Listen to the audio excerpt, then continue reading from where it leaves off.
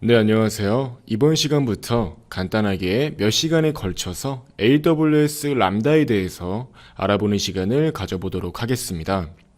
AWS 람다를 이용하게 되면 별도로 우리가 어떠한 서버를 구축하고 그 서버에 각종 프로그램을 설치할 필요 없이 이렇게 아마존 웹 서비스가 제공하는 별도의 플랫폼 위에서 손쉽게 서버를 구축해서 데이터를 입력으로 받고 처리하고 출력할 수 있다는 장점이 있습니다. 우리는 간단히 몇 개의 작은 프로젝트를 직접 이 AWS 람다를 이용해서 구현해 보면서 AWS 람다를 어떻게 이용할 수 있는지에 대해서 알아보게 될 겁니다.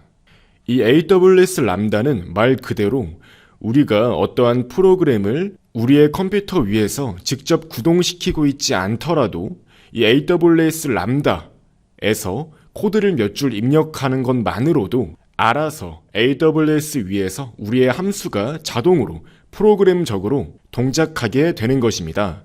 그렇기 때문에 우리는 별도의 서버나 우리 컴퓨터 자체를 구비해 두고 항상 동작시켜 둘 필요가 없는 겁니다. 말 그대로 그냥 AWS 사이트에 들어가서 웹사이트 상에서 그냥 코드만 몇 줄 넣게 되면 AWS 서버가 그 프로그램을 자동으로 동작을 시켜준다는 특징이 있는 거예요.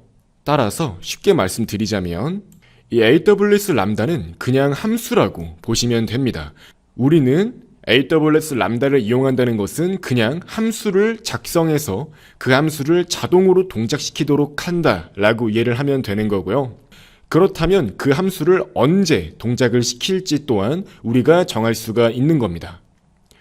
이제 어떠한 이벤트가 발생했을 때 우리가 작성한 함수가 동작할 수 있도록 설정할 수가 있는 거고요. 이때 이벤트의 종류로는 굉장히 다양합니다.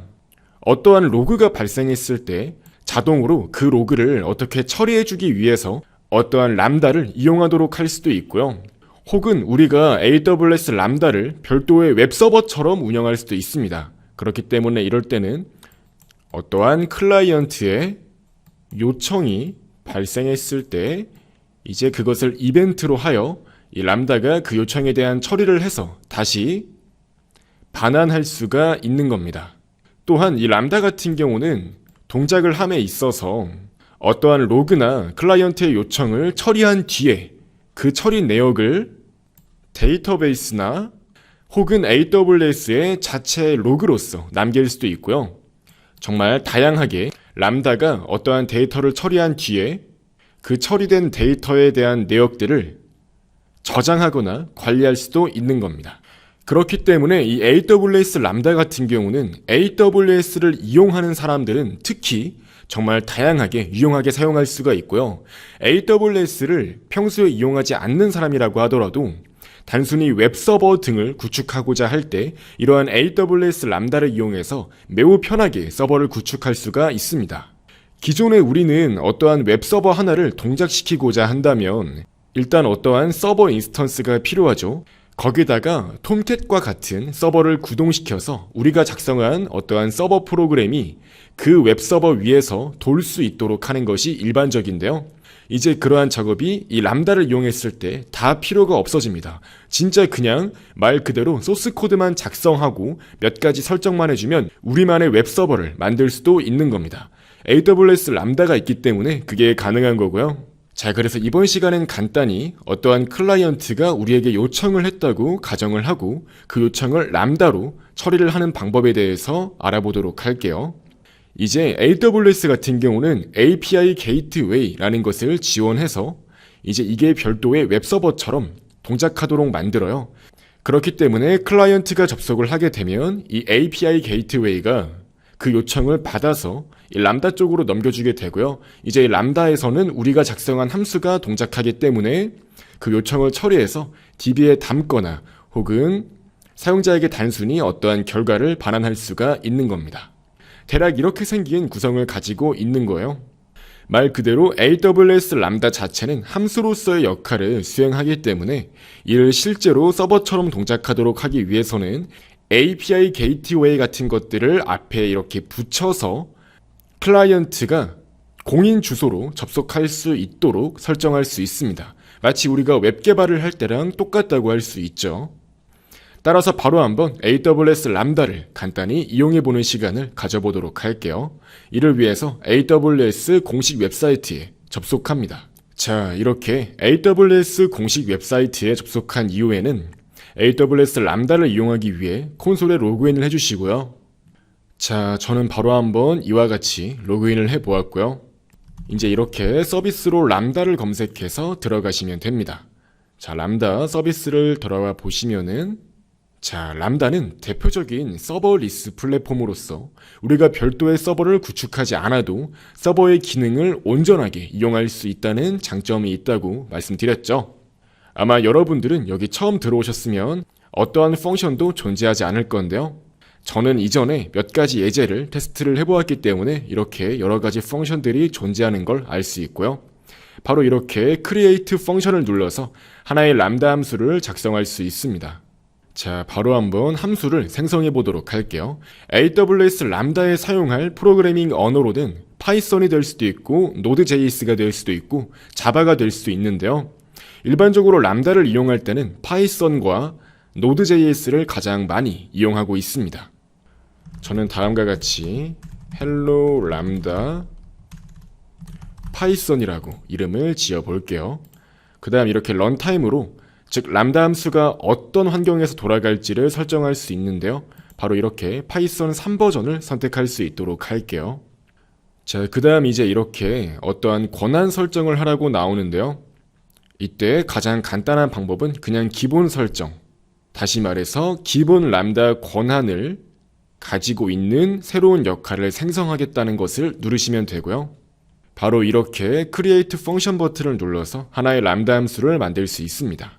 몇 분 안에 우리의 람다 함수가 완전히 하나 만들어지게 될 거고요. 자, 이렇게 람다 함수가 생성된 걸 확인할 수 있습니다. 람다 같은 경우는 이용한 만큼만 과금을 수행하지만 사용량이 적을 때는 사실상 무료라고 이해할 수 있어요. 무엇보다 AWS를 처음 사용하는 사람에게는 12개월 프리티어가 제공되기 때문에 이를 이용해서 매우 효과적으로 사실상 공짜로 공부할 수가 있는 겁니다. 자, 아무튼 이렇게 람다 함수가 만들어졌는데요. 람다 함수가 만들어진 이후에는 이렇게 디자이너 그리고 펑션 코드 이렇게 시작해서 처음 보는 내용들이 많이 나와요. 당황하지 마시고요. 하나씩 살펴보도록 할게요. 아까 제가 람다 함수는 어떤 조건이 만족되었을 때 동작한다고 말씀드렸죠? 이 앞에 있는 게 바로 조건이에요.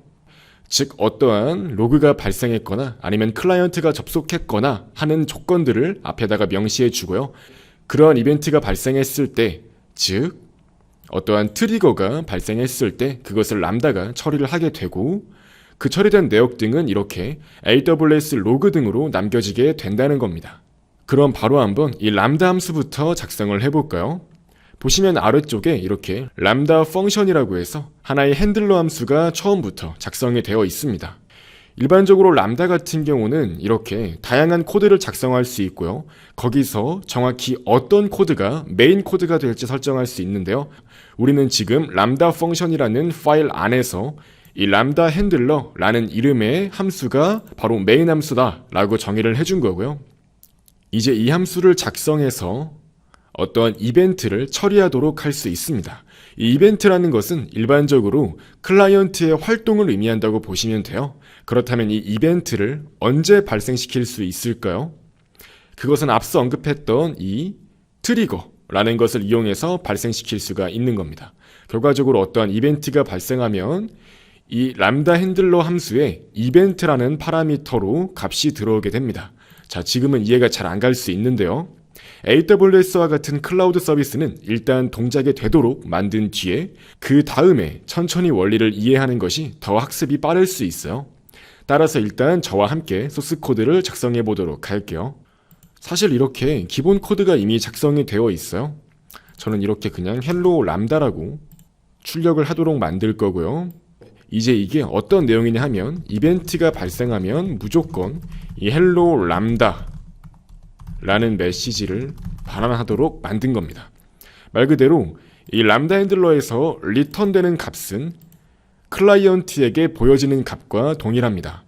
그때 흔히 우리는 서버를 개발할 때 정상적으로 처리가 되었을 때 상태 코드를 200으로 반환을 해주고요.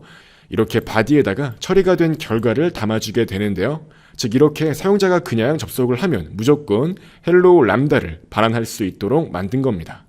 이제 이렇게 세이브를 해주시게 되면 정상적으로 해당 람다 함수가 동작하게 되고요. 그럼 이제 실제로 이 트리거를 설정해서 사용자가 접속했을 때 이 람다가 발동하도록 만들어 볼게요. 이때는 말씀드렸듯이 API 게이트웨이라는 게 사용될 수 있습니다. 일종의 웹서버처럼 동작하는 기능이에요. 이 API 게이트웨이를 눌러서 추가해 주시고요. 그럼 바로 이렇게 트리거를 설정하라고 나오는데요. 바로 이렇게 새로운 API를 설정하겠다고 넣어주시고요. 이 보안은 오픈으로 해서 누구나 우리의 웹서버 주소를 알고 있다면 인증키 없이 접속할 수 있도록 설정할 수 있고요. 그 다음 이제 추가적으로 API 이름으로는 이렇게 그냥 기본 이름을 그대로 설정할 수 있도록 하겠습니다. 나머지는 다 기본 설정으로 이렇게 바로 Add 버튼을 눌러서 만들어 주시고요. 자, 이렇게 만들게 되면은 저장을 진행하게 됐을 때 자, 이와 같이 자동으로 우리의 API 주소가 새롭게 명시되어 있는 걸 확인할 수 있습니다. 이 엔드포인트라는 것은 말 그대로 우리가 만든 하나의 람다 서버의 주소를 의미하는데요. 이제 이것을 한번 열어보도록 할까요? 자, 열었더니 바로 이렇게 헬로우 람다라고 정상적으로 하나의 문자열을 출력하는 우리만의 고유한 웹서버가 동작하고 있는 것을 확인할 수 있습니다. 즉 그냥 AWS 람다에 접속해서 몇 가지 코드만 넣은 다음에 API 게이트웨이만 달아주었더니 바로 이렇게 우리만의 웹사이트를 하나 가지게 됐고 이 웹사이트에 접속을 했더니 헬로우 람다라는 메시지를 출력하고 있는 것을 확인할 수 있는 겁니다. 이제 우리는 이 람다의 소스 코드를 조금씩 수정하게 되면은 바로 웹사이트의 서버 프로그램을 수정하는 것과 같아지는 거예요. 한번 람다를 지우고 그냥 헬로우라고 출력하도록 만들어 볼게요. 이렇게 세이브를 한 뒤에 다시 한번 새로 고침을 해보면 이번엔 이렇게 바로 헬로우만 출력되는 걸 확인할 수 있습니다. 우리만의 일종의 서버 프로그램을 매우 손쉽고 빠르게 만들어 볼 수 있게 된 겁니다. 이상으로 AWS 람다에 대한 기본적인 설명과 간단한 사용 방법에 대해서 다루어보는 시간을 가져보았습니다.